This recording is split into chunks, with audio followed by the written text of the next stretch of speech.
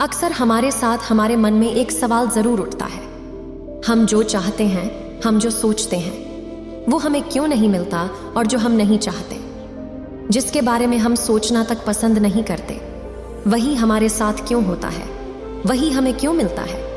क्या आपके मन में ये प्रश्न नहीं उठता? इसका बड़ा ही सीधा और सरल जवाब है वाब। यदि आप महात्मा बुद्ध के विश्वासी हैं तो इन दिव्य उपदेशों को ध्यान से सुने, कुछ नया सीखने को मिलेगा। और इस वीडियो को पूरा अंत तक देखें, वरना बाद में बहुत पछताना पड़ेगा। वास्तविक तौर पर यदि देखा जाए तो हमें वही मिलता है जो हम सोचते हैं, परंतु हमें या फिर आपको ऐसा लगता नहीं। हमें तो बस यही लगता है कि हमने जो सोचा था वो हमें नहीं मिला, जो हम चाहते थे वो हमें नहीं मिला। हमने तो जो सोचा था वो हमें ना मिलकर हमें कुछ और ही मिला है, और फिर हमें इसका कारण समझ नहीं आता कि आखिर ऐसा क्यों हुआ। हमने तो कुछ और ही चाहा था लेकिन हमें कुछ और ही मिला, तो आखिर इसका कारण क्या है? आखिर हमारे साथ ऐसा क्यों होता है? हमने जो सोचा, हमने जो चाहा, वो हमें क्यों नहीं मिला? इसे और अच्छे से समझने के लिए आज की जो कहानी मैं आपके लेकर आया हूँ, इस कहानी के माध्यम से आप ये समझ पाएंगे आखिर हमारे साथ ऐसा क्यों होता है, और हमें बार बार उन्हीं चीज़ों का सामना क्यों करना पड़ता है जो हम नहीं चाहते, जिनके बारे में हम सोचना तक पसंद नहीं करते। तो इस कहानी को अंत तक जरूर देखिएगा। बहुत समय पहले की बात है, एक नगरी में एक गुरु प्रवचन दे रहे थे और वह कह रहे थे कि जैसा भी हम सोचते हैं, जो भी हम चाहते हैं, हमें वही मिलता है। हम जैसा सोचते हैं हम वैसा ही बनते चले जाते हैं और हमें वही मिलता भी है। उन गुरु का ये प्रवचन सुने। वहां पर एक नौजवान युवक भी आया हुआ था। जब उसने ये बात सुनी तो उसके मन में ये बात बैठ गई और यह सोचने लगा कि यदि सोचने से सब कुछ प्राप्त हो सकता है तो मैं मेहनत क्यों करूं। अब युवक आकर्षण के नियम पर काम करने लगा, और जैसा कि कहा जाता है कि जैसा आप सोचेंगे, जिस बारे में आप सोचेंगे, वैसा ही आप बनते चले जाएंगे और वही आपको मिलेगा। अब से वो युवक दिन रात केवल एक ही चीज के बारे में सोचा करता था, किसी मार्ग में अपार धन प्राप्त हो जाए। वह उत्साह से अपने लिए एक बड़ा सा महल बनवाएगा, एक सुंदर युवती से शादी करेगा, पूरे नगर में उसकी मान प्रतिष्ठा फैल जाएगी, लोग उसकी इज्जत करेंगे, उसका सम्मान करेंगे और घर वाले भी उसकी हर एक बात मानेंगे। वो हमेशा केवल इसी चीज को लेकर सोचा करता और इन्हीं ख्यालों में खोया रहता। वह हर रोज सुबह से लेकर शाम तक केवल यही सब सोचा करता।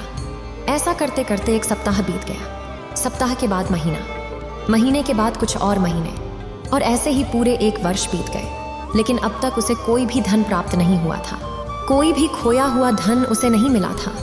वह जब भी जहां कहीं भी जाता, रास्ते पर अपनी नजर टिकाए रहता कि कहीं यहाँ पर तो वो गरा हुआ धन नहीं है, कि कहीं वहां पर तो वो धन नहीं रखा हुआ। वो हमेशा सड़कों पर बहुत ध्यानपूर्वक चलता ताकि कहीं धन से उसकी नजर न छूट जाए। लेकिन आज तक उसे 1 रुपया भी कहीं पर प्राप्त नहीं हुआ था, और अब वो बहुत परेशान रहने लगा, चिंतित रहने लगा। उसे समझ नहीं आ रहा था कि आखिर क्यों मुझे कोई खोया हुआ वो धन क्यों नहीं मिल रहा। मैं तो दिन भर उसी के बारे में सोचता रहता हूँ, मैं तो दिन भर उसी के ख्यालों में खोया रहता हूँ। ऐसे ही करीबन 3 वर्ष बीत गए, और अब तो उसके घर वाले भी उसे ताना मारते, उसे तरह तरह के अपशब्द कहते, उसे भला बुरा कहते। एक दिन उसकी माता ने उससे कहा, आखिर तू कुछ करता क्यों नहीं? जब देखो तब घर पर यूं ही बैठा रहता है। जरा पड़ोस के उन शामू के बेटे को देखो, वो हर रोज सुबह उठकर काम पर जाता है और अपने माता पिता के लिए वो हर महीने अच्छा धन कमा कर लाता है, और एक तू है एकदम नाकारा, नालायक, बस दिन भर ये खाट पर बैठा रहता दिन भर यहीं पर परा परा खाता रहता है, सोता रहता है। आखिर तू कब सुधरेगा? घोड़े जैसा लंबा चौड़ा हो गया है, लेकिन तनिक भी अक्ल नहीं आई। और दूसरी तरफ वो युवक चुपचाप अपने माता पिता के तानों सुनता रहता। वह अपने माता पिता के इन तानों को वह सुन सुनकर तंग आ चुका था, लेकिन उसे कुछ समझ नहीं आ रहा था कि आखिर ये आकर्षण का नियम उसके लिए काम क्यों नहीं कर रहा। इसके बारे में सोच रहा था, विचार कर रहा था, और इसी को लेकर वो बहुत चिंतित भी था। तभी एक दिन उसे सुना कि फिर से वही गुरु उस गांव में फिर से आ रहे। जैसे ही उसने ये बात सुनी तो खुद को रोक नहीं पाए। वह तुरंत दौड़ा उन गुरु के पास पहुंचा और जाकर प्रणाम किया और उनसे कहने लगा, हे गुरुवर, जैसा हम सोचते हैं वैसा ही हम बनते और वही हमें मिलता भी है, ये आप ही ने कहा था। उस युवक की सारी बातें सुनकर गुरुवर कहते, हाँ ये बिल्कुल सत्य है, हम जैसा सोचते हैं वैसा ही हम बनते चले जाते हैं और वही हमें मिलता भी है। तभी तो युवक उन गुरु से जोर से चिल्लाकर कहता है, किंतु गुरुवर, अगर ये बात सत्य है, मैं 3 वर्षों से जो मैं सोच रहा हूँ, जिसके बारे में मैं ख्वाब देख रहा हूँ, जिस सोच में मैं हमेशा डूबा हुआ हूँ, तब मुझे क्यों नहीं मिल रहा? मैं वैसा क्यों नहीं बन रहा? तभी गुरुवर उस व्यक्ति से पूछते हैं, बंदे क्या बात है, तुम क्या सोच रहे थे? तभी वो युवक कहता है, हे गुरुवर, मैं 3 वर्षों से केवल एक ही बात सोच रहा हूँ कि मुझे कहीं पर खोया हुआ धन प्राप्त हो जाए, जिससे मैं अपने लिए एक बड़ा सा महल बनवाऊंगा, एक सुंदर युवती से शादी करूंगा और पूरे समाज में मेरी मान प्रतिष्ठा भी बढ़ जाएगी। लोग मेरी इज्जत करेंगे, मेरा सम्मान करेंगे और मुझे हर समय पूछा जाएगा। मैं बस इतना ही तो चाहता हूँ। और आखिर मैंने ऐसा क्या मांग लिया, और ऐसा मैंने आखिर क्या सोच लिया जो मुझे नहीं मिल रहा? तभी वह गुरुवर जोर से हंस पड़े और उस युवा से कहते हैं, बंदे, जैसा हम सोचते हैं वैसा हमें मिलता नहीं है। तो युवक ये सुनकर थोड़ा सा अचंभित हो गया, वह थोड़ा सा आश्चर्यचकित रह गया। वह उन गुरुवर से कहता है, परंतु गुरुवर, अभी अभी तो आपने कहा था कि हम जैसा सोचते हैं वैसा ही हम बनते चले जाते हैं और वही हमें मिलता भी है। तभी वह गुरुवर उस युवा से कहते हैं, बंदे, मैं तो यह अभी भी कह रहा हूं कि जैसी हमारी सोच होती है, जैसी हमारे विचार होते हैं, हम वैसे ही बनते चले जाते और वही हमें मिलता भी है। और गुरु की बात सुनकर वह युवक एक बार फिर से अचंभित रह गया। उसे गुरु की बात समझ नहीं आ रही थी। उसने उन गुरु से कहा, हे गुरुवर, आखिर आप कहना क्या चाहते हैं? मुझे आपकी बात समझ नहीं आ रही है कि कृपया और स्पष्ट तौर पर मुझे समझाने की कृपा करें। कभी वो गुरुवर उस व्यक्ति से कहते हैं, बंदे, हमारी सोच और हमारे सोचने में अंतर होता है। सोच हमारे मन के भीतर चलती है और उसी से हमारे मन में तरह तरह के विचार उत्पन्न होते हैं, तरह तरह की सोच उत्पन्न होती है और उन्हीं विचारों के आधार पर हम कर्म करते हैं और फिर वही कर्म हमें वो दिलाते हैं जो हम चाहते हैं, जो हम बनना चाहते हैं। किंतु यदि हम सोचने की बात करें तो ये हमारे मन के ऊपरी हिस्से पर होता है, अर्थात हम केवल सोचते हैं।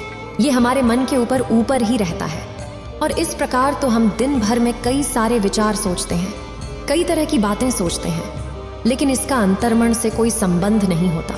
इसका संबंध तो हमारे आसपास हो रही घटनाओं से होता है। हमारे आसपास क्या चल रहा है, कौन क्या कह रहा है, कैसा मौसम है, कैसे लोग हैं, कैसा वातावरण है, हम ऊपर तौर पर केवल यही सब सोचते रहते हैं और यह सोच वर्तमान की स्थिति पर निर्भर होता है और हमारी यह सोच हमेशा बदलती रहती है, या स्थायी या स्थिर नहीं होती। इसी प्रकार हम दिन तरह तरह के विचार सोचते रहते हैं और हमारा ध्यान तरह तरह की सोच पर लगा रहता है, लेकिन हमारे अंतर्मन में क्या चल रहा है इसके बारे में हमें तनिक भी खबर नहीं होती। और जो हमारे अंदर मन में चल रहा होता है वही हमें मिलता है और हम वैसे ही बनते चले जाते हैं। इतना सुनकर वह युवक सर पकड़कर बैठ गया। तभी वो गुरु उस युवा से कहते हैं, बंदे, क्या बात है? तभी वो युवक कहता है, हे गुरुवर, मुझे आपकी कोई भी बात समझ नहीं आ रही। आखिर आप क्या कहना चाहते हैं? कभी आप कहते कि हमारे सोचने से ही हमारे अंदर बदलाव होते हैं और जैसा हम सोचते हैं वैसा हम बनते चले जाते हैं और जैसा हम सोचते हैं वही हमें मिलता भी है। लेकिन दूसरी तरफ आप यह कहते हैं कि जो हम सोचते हैं वो हमें नहीं मिलता। आखिर आप कहना क्या चाहते हैं? जरा आप और स्पष्ट तौर पर कहिए, हमें सोचने पर कुछ मिलता है या नहीं? तभी वह गुरु उस युवा से कहते हैं, ठीक है, तुम का सुबह मुझे यहीं पर मिलना। इतना कहकर गुरुवर वहां से चले गए और वो युवक अपने घर की ओर लौट गया। उस युवक के मन में अब यही बात चल रही थी, क्या कि वह गुरु कहना क्या चाहते हैं? क्या सोचने से हमें सब कुछ मिलता है या फिर नहीं मिलता? उसके मन में यह प्रश्न लगातार उत्पन्न हुए जा रहा था। उसने जैसे तैसे अपनी रात काटी और अगले दिन सुबह सुबह वह गुरु से मिलने पहुंच गया। गुरु भी वहां पर आए हुए थे।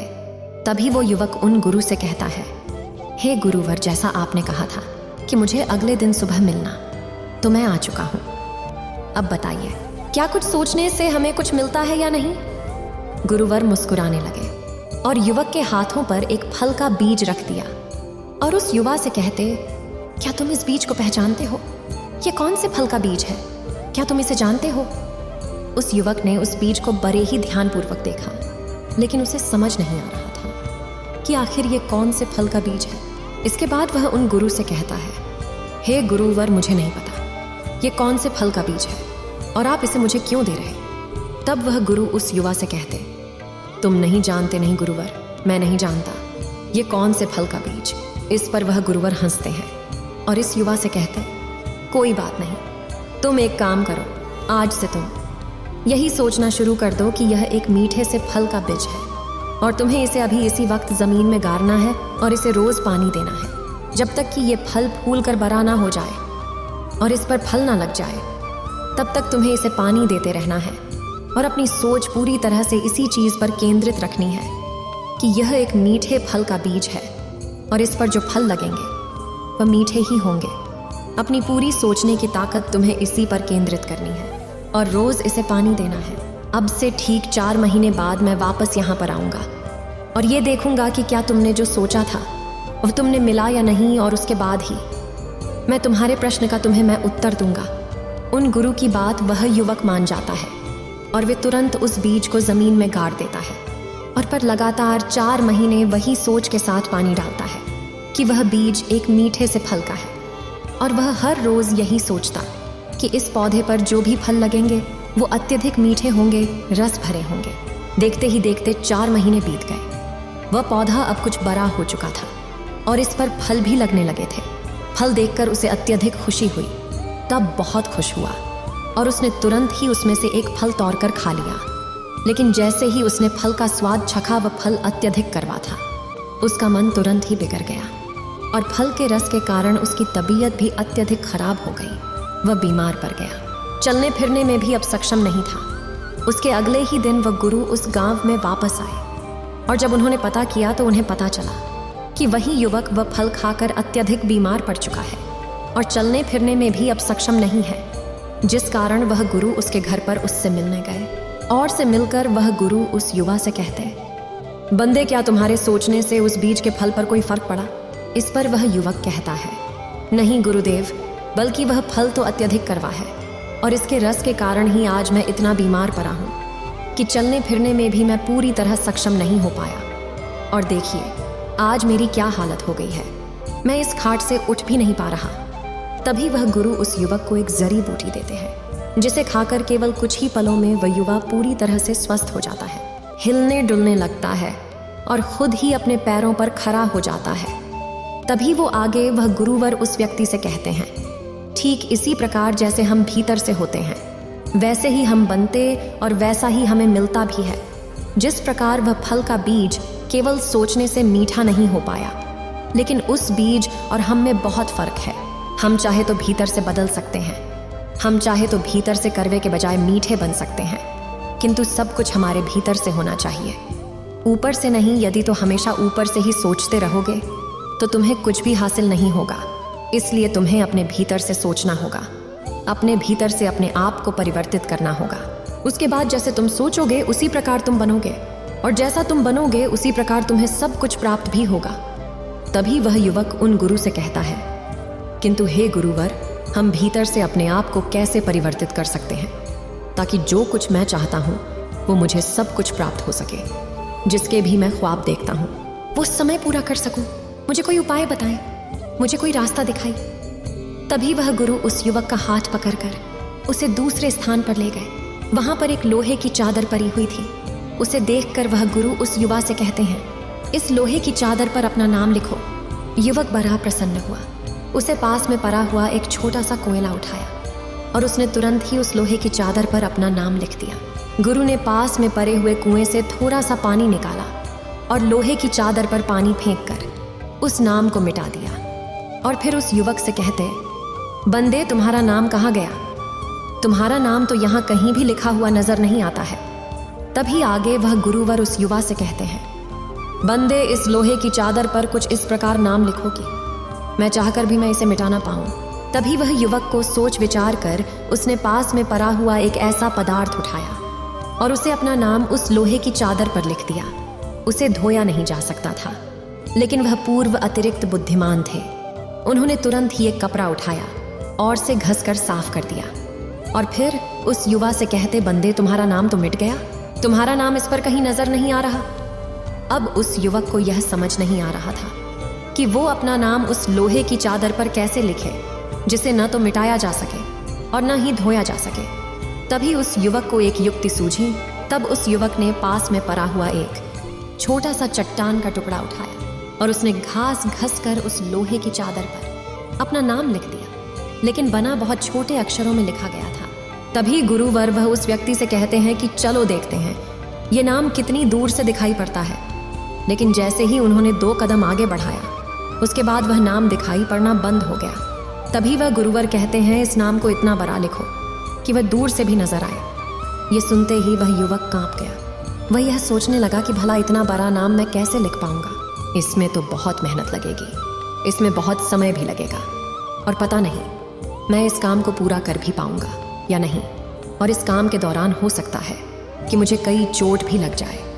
तभी वह गुरु उस युवा से कहते हैं, यदि तुम उस कार्य को पूरा कर सके तब मैं यह समझ जाऊंगा कि तुम अपने अंदर से, अपने भीतर से अपने आप को बदलने के लिए पूरी तरह से तैयार हो और जो कुछ भी तुम चाहते हो वह तुम अवश्य ही पा सकोगे। तभी आगे वह गुरु उस युवा से कहते हैं, चलो काम शुरू करो और ठीक 15 दिनों बाद मैं वापस लौटूंगा और मैं देखूंगा क्या तुमने अपने काम को सही ढंग से पूरा किया है या नहीं। इतना कहकर वह गुरुवर वहां से चले गए और वही युवक इस सोच में पड़ गया, क्या आखिर मैं इस कार्य को कैसे पूरा करूं। तभी उसने पास ही में एक छेनी और हथौड़ी देखी। उसने उसे तुरंत उठा लिया और उसने उस लोहे की चादर पर अपना नाम लिखना शुरू किया। धीरे धीरे उसने उस लोहे की चादर को काटना शुरू किया और लगातार 12 दिनों की मेहनत के बाद लोहे की चादर पर अपना नाम लिख ही दिया। लेकिन इस दौरान उसे कई दफा चोटिल भी होना पड़ा। कई बार उसके मन में यह तक ख्याल आता था कि मैं क्या यह व्यर्थ का काम कर रहा हूँ। यदि यही कार्य मैंने किसी और के लिए किया होता तो इसके बदले मुझे धन भी मिला होता और मेरे माता पिता भी खुश होते। मैं व्यर्थ में ही यहाँ पर मेहनत कर रहा हूँ जिसका मुझे कोई लाभ नहीं है। लेकिन जैसा कि उसे उस गुरुवर ने कहा था, वो अपने काम में लगा रहा और 13 दिनों की कठिन परिश्रम और मेहनत के बाद उसने उस लोहे की चादर पर बड़ा सा नाम लिखा दिया जो बहुत दूर से भी नजर आ सकता था।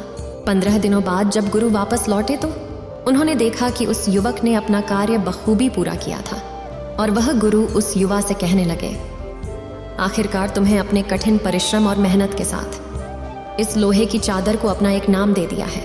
ठीक इसी प्रकार तुम्हें अपने भीतर भी इतनी ही मेहनत और इतना ही परिश्रम करना पड़ेगा, तब जाकर तुम अपनी सोच को बदल पाओगे। लेकिन याद रखना, यह केवल सोचने मात्र से नहीं होने वाला। इसके लिए तुम्हें कठोर परिश्रम और मेहनत करनी ही पड़ेगी। और जब हम ऐसी प्रक्रिया करते हैं तो इस प्रक्रिया के दौरान हमें कई बार चोटिल भी होना पड़ता है। कई बार हम बड़ी बड़ी मुसीबत में भी फंस जाते हैं और हमें लगता है कि हम यह फिर का काम क्यों कर रहे हैं। हम जैसे थे वैसे भी तो अच्छे थे, हमारा जीवन सुखी सुखी चल रहा था, फिर हम बेकार के इन फालतू के चक्कर में क्यों फंस गए। पहले जो था वो भी क्या कम था, जो कुछ भी था सब बेहतर था, सर्वश्रेष्ठ था। लेकिन यही वो बातें हैं जो तुम्हें वापस अपने पुराने जीवन में खींचने का प्रयास करती है। और जब तुम इन बातों पर विजय प्राप्त कर लेते हो, जब तुम इन बातों को हराकर आगे की ओर बढ़ते हो, तब तुम अपने अंदर परिवर्तन ला पाते हो। और जिस प्रकार हम अपने भीतर परिवर्तन लाते हैं, ठीक उसी प्रकार हम बनते चले जाते और हम जो कुछ भी चाहते हैं, जैसा भी हम चाहते वह सब हमें मिलता जाता है। अन्यथा जैसा जीवन तुम आज जी रहे हो, जो तुम्हारे भीतर सोच चल रही है, तुम वैसे ही हो और उसी प्रकार तो उसी लायक हो। इसीलिए तुम्हें वही सब मिल रहा है जो तुम नहीं चाहते। मेरी बात याद रखना, हम जिस लायक होते हैं वही हमें मिलता है। इसलिए यदि तुम्हें कुछ पाना है, यदि तुम अपने जीवन में कुछ करना चाहते हो तो तुम्हें पहले अपने भीतर वह परिवर्तन लाने होंगे। तुम्हें अपने आप को उस लायक बनाना होगा, तभी तुम्हें वह सब मिल पाएगा। उन गुरु की ये सारी बातें उस युवा को अच्छी तरह समझ में आ चुकी थीं। उस युवक ने उन गुरु को प्रणाम किया और अपने घर की ओर लौट गया। अब से वह केवल सोचा नहीं करता था, बल्कि वह मेहनत और परिश्रम करने लगा था। मान, प्रतिष्ठा, धन कमाने के लिए जो कुछ भी से करना चाहिए था, उन कार्यों में जुट गया। धीरे धीरे उसकी मेहनत रंग लाने लगी। पर ऐसा नहीं था कि उसे यह एक बार में पूरा कर लिया, बल्कि उसे कई बार इसके लिए प्रयत्न करने पड़े। कई बार उसके मन ने उसे उस रास्ते से हटाने का प्रयास तक किया, लेकिन उसने उन गुरु की बात को याद रखा था, इसलिए उसने उन बातों पर विजय प्राप्त की। देखते ही देखते वह नगर का सबसे अमीर और धनवान व्यक्ति बन चुका था। उसके पास वह सब कुछ था जो वह सोच रहा था। एक बड़ा सा घर, एक सुंदर युवती से शादी, पूरे नगर में मान, प्रतिष्ठा, सम्मान और आदर, हर कोई उसका अब किया करता था। उसने समाज में अपनी एक खास जगह भी बना ली थी और अब उसे यह बात अच्छी तरह से समझ में आ चुकी थी कि हम जैसा सोचते हैं वैसा ही हम बनते चले जाते हैं और वैसा ही हमें मिलता भी है। किंतु हम में से अधिकांश लोग केवल यही सोचते हैं कि हमें यह चाहिए, वो चाहिए, लेकिन उसके लिए वह अपने आप को भीतर से परिवर्तित करने के लिए तैयार नहीं रहते। इसी कारणवश उन्हें वह नहीं मिल पाता जो वे चाहते, बल्कि वह मिलता है जो वो नहीं चाहते, और इसीलिए वो हमेशा दुखी रहते और हमेशा उनकी सोच केवल एक ही चीज़ पर टिकी रहती है कि आखिर मेरे साथ ऐसा क्यों होता है जो मैं नहीं चाहता, वही मुझे क्यों मिलता है। और यही वजह है कि कुछ लोग अपने जीवन में बहुत आगे बढ़ जाते हैं और कुछ लोग वहीं के वहीं रह जाते हैं, क्योंकि जो लोग अपनी सोच को आगे बढ़ा पाते हैं वही लोग आगे बढ़ते हैं, और जो लोग अपने जीवन में मस्त रहते हैं, जिन्हें अपने जीवन से कोई और उम्मीद नहीं होती, वे लोग अपने जीवन में कभी आगे नहीं बढ़ पाते, क्योंकि वो लोग अंदर से आलसी होते हैं। और ऐसे लोग कितना भी धन के बारे में सोच ले, लेकिन उन्हें तो भीतर से आलस की सोच ने घेर रखा है, इसलिए उन्हें केवल आलस ही प्राप्त होगा, ना कि धन। इसलिए यदि आप भी अपने जीवन में कुछ बड़ा हासिल करना चाहते हैं, कुछ पाना चाहते हैं, कुछ कर दिखाना चाहते हैं, तो अपने भीतर से अपने आप को परिवर्तित कीजिए। जब आपकी भीतर की सोच बदलेगी तभी आप बदलना शुरू होंगे, और जैसे जैसे आप बदलते जाएंगे वैसा वैसा आपको मिलता भी चला जाएगा। जिस प्रकार आप योग्य होते जाएंगे उसी प्रकार आपका जीवन बदलता जाएगा। उम्मीद है आप सभी को यह वीडियो अच्छी लगी होगी। अगर आप बुद्ध के सच्चे विश्वासी हैं तो चैनल को सब्सक्राइब और वीडियो को लाइक करके कमेंट में नमो बुद्धा लिख दीजिए।